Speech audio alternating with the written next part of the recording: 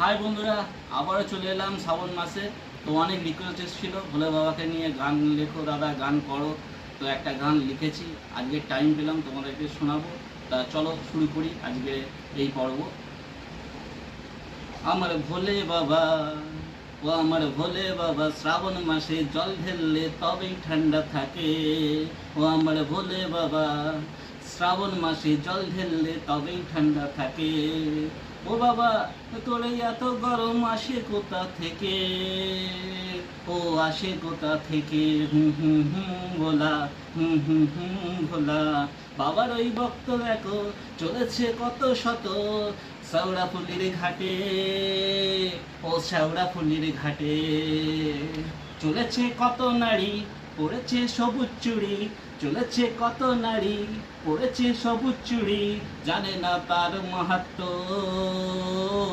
তবু সে জল ঢেলবে গো, বাবাকে ঠান্ডা করবে গো।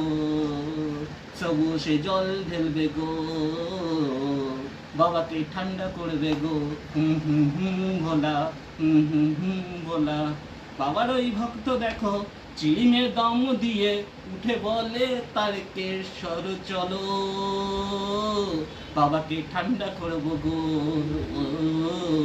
বাবাকে জল ঢেলবো গো, বাবাকে ঠান্ডা করবো গো, বাবাকে জল ঢেলবো গো।